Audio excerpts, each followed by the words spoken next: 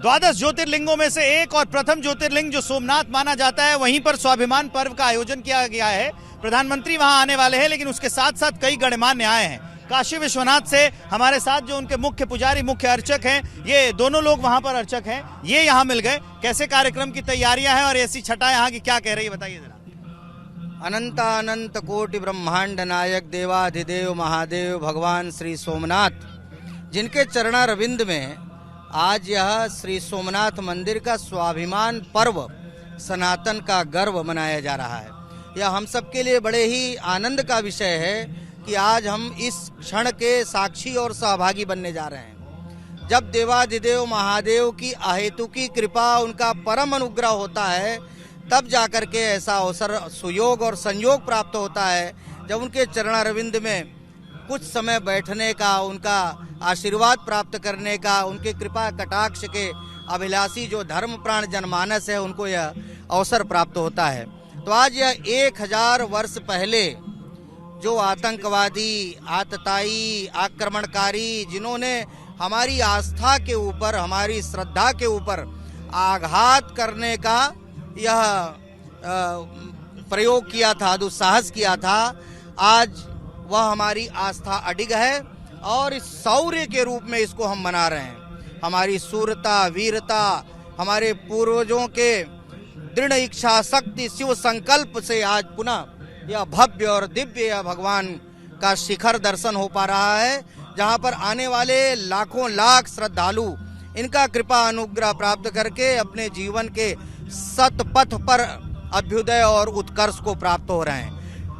अहिल्याबाई होलकर ने जब अपनी इच्छा शक्ति से इस मंदिर का पुनः निर्माण कराया, उसके बाद से आज पुनः हमारे काशी के प्रिय सांसद और देश के लोकप्रिय यशस्वी, मनस्वी, तपस्वी, ओजस्वी प्रधानमंत्री और विश्व के सर्वाधिक लोकप्रिय नेता आदरणीय श्री नरेंद्र मोदी जी ने इस सोमनाथ मंदिर के ये परिक्षेत्र का जो विस्तार और प्रस्तार किया है, जो यहाँ पर देदीप्यमान स्थल दृष्टिगोचर हो रहा है, ये उनकी इच्छा शक्ति का परिणाम है।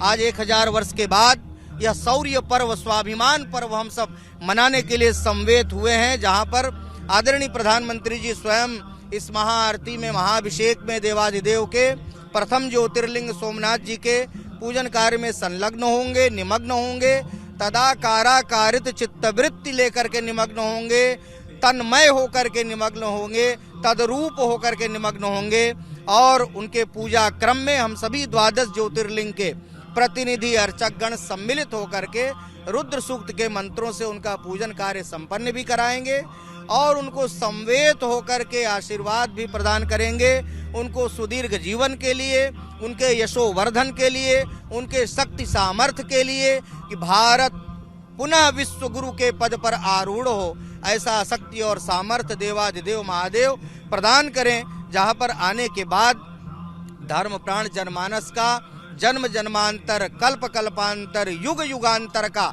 पाप ताप सद्य विनष्ट हो जाता है। उनके परम अनुग्रह से अर्थ, धर्म, काम, मोक्ष, पुरुषार्थ चतुष्टय की प्राप्ति सहज भाव से अनायास प्राप्त हो जाया कर। मतलब अब मैं आपकी बात से एक और मुझे खबर मिल गई, ये 12 ज्योतिर्लिंगों के अर्चक भी आमंत्रित किए गए इस कार्यक्रम में। द्वादश ज्योतिर्लिंगों से सभी जगह से अर्चक प्रतिनिधि यहाँ पर आए हुए हैं। यत्र तत्र यहाँ पर अलग अलग जगहों पर सब लोग रुके हुए हैं। हम कल के एक साथ मिल करके यहाँ पर कार्यक्रम में सम्मिलित होने वाले। बिल्कुल। प्रभु आप बताइए, आप भी अर्चक हैं, ये भी काशी विश्वनाथ के अर्चक हैं, कि काशी विश्वनाथ की जो वाइब्रेशंस हैं, जो छठा है और सोमनाथ की है, ये दोनों के बारे में संक्षेप में बताइएगा कि कैसे वहां लोग दर्शन करने जाएं तो किस भाव के साथ जाते हैं और यहाँ पर दर्शन करने के साथ किस भाव के साथ आते हैं। वागर्था विवसंपृक्तौ वागर्थ प्रतिपत्तये जगतः पितरौ वंदे पार्वती परमेश्वरौ। बात ऐसा है कि बाबा विश्वनाथ जो है वो विश्व के नाथ हैं, वो किसी एक व्यक्ति के नाथ नहीं है। ये सोमनाथ जी हैं। सोम माने होता है चंद्रमा, और चंद्रमा से जो है भगवान शंकर को विशेष प्रेम है।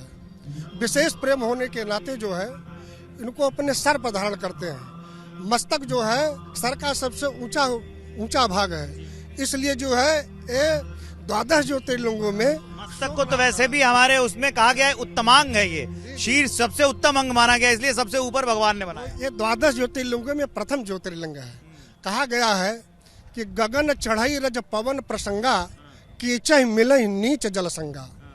तो हवा तो वही है, लेकिन एक को धूल तो वही है, लेकिन एक को हवा का साथ मिलता है तो आसमान को चूम लेता है, और एक को जल का साथ मिल जाता है तो कीचड़ बन जाता है। अरे वाह वाह, ये कमाल का उदाहरण दिया आपने। तो हमारे देश के यशस्वी प्रधानमंत्री नरेंद्र मोदी जी जो है, ये आकाश में उड़ने वाली धूल है, और ये सोमनाथ जी के कृपा से ही हुआ है, क्योंकि सनातन धर्म को पराकाष्ठा पर ले जाने वाले हमारे आदरणीय देश के प्रधानमंत्री श्री नरेंद्र भाई मोदी जी हैं।